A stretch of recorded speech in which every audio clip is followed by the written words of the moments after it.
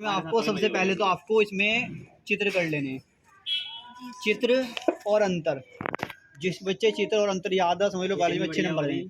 अब इसमें चित्र में क्या होगा तुम्हारे, देखो इधर क्या चित्र में तुम्हें देखो कौन कौन से करने हैं। सबसे पहले तो आपको अमीबा का ये करना है। अमीबा में किस तरह से भोजन का पोषण होता है। इसमें क्या होता है, अमीबा में ये कूटपाद पाए जाते हैं जिनसे ये क्या करता है, अपना भोजन को पकड़ता है और उसे अंदर ले लेगा अपने सेल के अंदर, फिर उसे वो पाचित कर देगा। ये होता है, ठीक है। इसके बाद आपको इसमें उत्सर्जी तंत्र, आपके वर्ग नलिका ये जो पूरी है, ये वर्क हो गए, दो पाए जाते लेफ्ट राइट, ये चित्र का नाम रखना। ये आपका मूत्राशय होगा, ये आपका ये चित्र के नाम इसमें दिए होंगे जितने नाम, सिर्फ आपको ये चित्र के नाम आपको इसमें दिखाने। फिर आपका आ गया पाचन तंत्र, पाचन तंत्र का चित्र हो जाएगा, ठीक है, निशान लगे हुए आपके, इसमें से लगा लेना आप। फिर इसके बाद इसमें आ जाएगा आपका श्वसन तंत्र और वर्ग नलिका, ये आपके मेन चित्र हो गए। हृदय का नहीं है ना न्यूरॉन और ये आपको ये चित्र करना पुरानी, बस ये आपको पेनक्रिया है जिसकी स्थिति दिखाई। पीयूष ग्रंथि कहाँ पाई जाती है, माइंड में पाई जाती है। औड ग्रंथि थायराइड ग्रंथि होती है ये, अगर गलत लिखा था। और इसमें आपको ये अग्नाशय ग्रंथि होती है, आपको इसमें पाई जाती है, ठीक है। ये आपको इसमें ध्यान रखना है। मस्तिष्क का चित्र, आपको मस्तिष्क के कार्य याद होने चाहिए तीनों।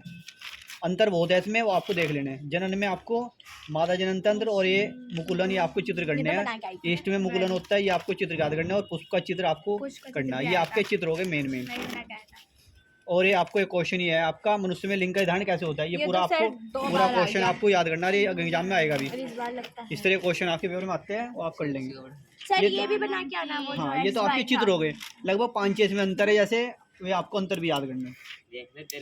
अब इसमें देखो, यहाँ पे शुरू से देख लेते हैं एक बार क्या है इसमें।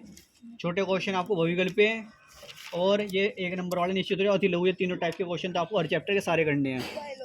बायोलॉजी में इस तरह क्वेश्चन भी आते हैं, जैसे दिया है कि हमारे आमाशय में अम्ल की क्या भूमिका है, आपको याद होनी चाहिए। जैसे आपको इसमें 4 वो दे रखी है भूमिका है, तो अगर आप 4 भूमिका नहीं याद कर सकते, आप कम से कम 2 भूमिका तो याद करो। जैसे अम्ल भोजन को सड़ने से रोकता है, अम्ल के कारण क्या होता है, भोजन में जीवाणु नष्ट हो जाते हैं। तो आपको 1-2 लाइन तो आपको याद होनी चाहिए, ठीक है। वाष्पोत्सर्जन से आप क्या समझते हैं, पचे भोजन का अवशोषण कहाँ होता है, छोटी आंत में होता है।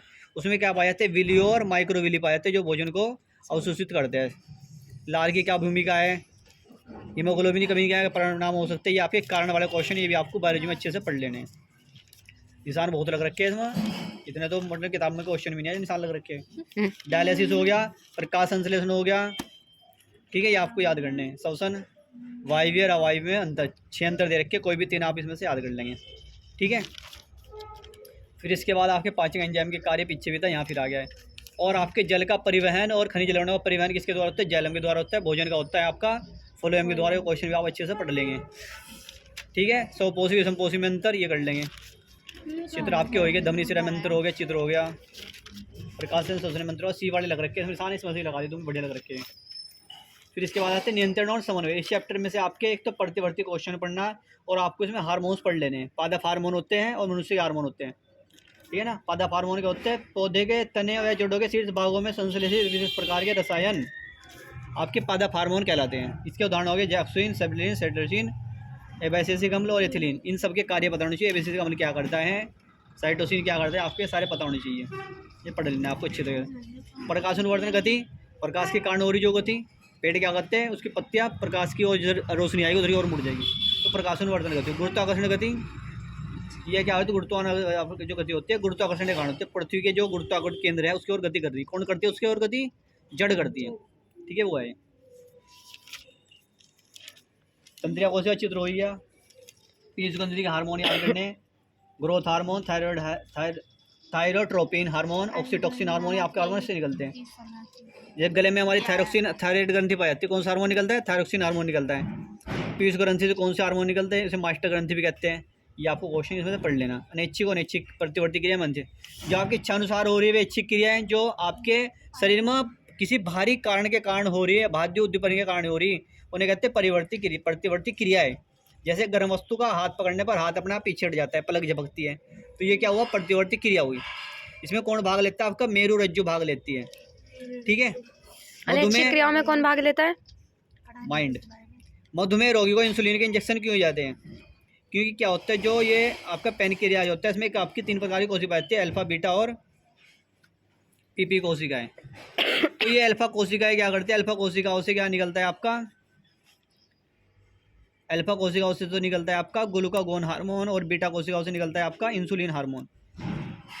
पर जब हमारे शरीर में इसकी मात्रा कम हो जाती है तो हमारे शरीर में क्या होगा, ये कार्य क्या करता है पहले तो ये समझ लो। इंसुलिन क्या करता है, ये आपके शरीर में जो ग्लाइकोजन है उसे ग्लूकोज में चेंज करता है। ग्लाइकोजन बड़ा है और ग्लूकोज में चेंज कर रहा है उसे। जो इंसुलिन है हमारा क्या करता है, ये अधिक मात्रा में जब सरगरा हो जाती है इकट्ठी तो क्या करता है, उसे ग्लूकोज को चेंज करता रहता है ग्लाइकोजन में। उसी जब वो चेंज करता रहेगा ग्लाइकोजन में तो क्या होगा आपका शरीर में, जब ये नहीं चेंज करने का, इंसुलिन कम हो गया तो क्या होगा, फिर उसे चेंज नहीं कर पाने का तो उसे, अगर वो शरीर में क्या हो जाएगी आपकी शुगर लेवल बढ़ जाएगा, शर्करा बढ़ जाएगी। तो इसलिए उसके क्या करेंगे, उसे शरीर में इंसुलिन डालना जरूरी होता है। उसे इंसुलिन के इंजेक्शन दिए जाएंगे फिर जिससे वो शरीर में इंसुलिन पर्याप्त मात्रा में रहे और वो ग्लूकोज को ग्लाइकोजन में चेंज करता है। ग्लूकोज क्या होता है, बड़ा होता है और ग्लूकोजन थोड़ा उसका छोटा रूप है तो चेंज कर देता है उसमें वो, जिससे शरीर कोशिका उसे आसानी से पचा लेती है। ये है मैंने, ये आपको पढ़ लेना अच्छे से क्वेश्चन। माइंड के तीनों, अगर मस्तिष्क, पश्चिम मस्तिष्क, मध्य मस्तिष्क, तीनों के कार्य आपको याद करने अच्छे से। ये हार्मोन्स और इसमें अंदर और ग्रंथियाँ हो जाएगी आपके, दो प्रकार की ग्रंथि होती है, अंतःस्रावी और बाह्य। ये आपको अच्छे से पढ़ लेनी है। फिर जीव जनन कैसे करते हैं, इस चैप्टर में आपको फुल फॉर्म याद करनी है, जहाँ भी फुल फॉर्म दिखाई दे रही है वो सारी याद कर लो, ठीक है। डीएनए प्रतिकृति क्यों करता है, डीएनए इसलिए कॉपी करता है जिससे वो कोशिका में संख्या में बढ़ा सके। ये चित्र बता दी आपको, मुकुलन हो गया, बीमारियाँ हो गई, यौन संचालित रोग।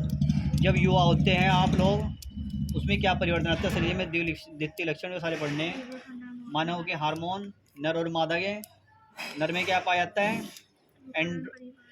एंड्रोजन और टेस्टोस्टेरोन पाया जाता है, और स्त्रियों में पाया जाता है प्रोजेस्टेरोन और एस्ट्रोजन और रिलैक्सेशन हार्मोन। आंतरिक चक्र क्या होता है, बहुविखंडन, द्विविखंडन, द्विनिषेचन, लैंगिक जनन में अंतर, लैंगिक बीमारियाँ कौन कौन सी हमारी, वे सारी आपको बतानी चाहिए। एड्स हो गया, ये आपके लैंगिक बीमारी में ही आता है। इस तरह के आप इनके गुणों को पढ़ लेंगे। तो परागण पर परागण में अंतर, गर्भ निरोधक उपाय, ये सारे आप इसमें से अच्छे से पढ़ लें। परागण और निषेचन में अंतर, ये रहा। परागण किसे कहते हैं, तो स्वपरागण पर परागण। जो ये उसी पुष्प का परागकण उसी पुष्प के वर्तिकांग पर गिर जाएगा तो होगा वो आपका स्वपरागण। जब किसी दूसरे पे जाकर गिरेगा तो होगा पर परागण। इसमें क्या हो सकते हैं वे घटना देख लेंगे आप, जैसे वायु द्वारा हो सकता है, जल द्वारा और जंतुओं द्वारा हो सकता है, पढ़ लेंगे। अनुवांशिकता वाले में आपको मेंडल के नियम पढ़ लेने, ठीक है। मेंडल का एक तो प्रभाविता का नियम था, छोटे छोटे क्वेश्चन सारे पढ़ने। एक ही क्रॉस कर लेंगे टी का। इसमें क्या दिखा रखा है कि आपको जब आप कैपिटल टी स्मॉल टी में तो कराएंगे क्रॉस, तो इसमें आपका ये इसकी संभावना कितनी है आप दोनों ये देख लेंगे। मेंडल का नियम, द्विसंकर मतलब जिसमें दो गुणों को लेके कराया था, एक संकर मतलब इसमें एक लक्षण को लेके कराया था, वे दोनों पढ़ लेने। ये क्वेश्चन आपको बताया दिया लेकिन ध्यान का अच्छे से याद करना, ठीक है। ये तो आपकी बायोलॉजी है, बायोलॉजी मेन वही आपके चित्र करने और अंतर और बाकी आपको कारण वाले प्रश्न कर लेने, ये आपको अच्छे से कर लेने, ठीक है। ओके, ये बायोलॉजी होगी आपकी। रोक दे भाई। मैथ वालों का क्या होगा।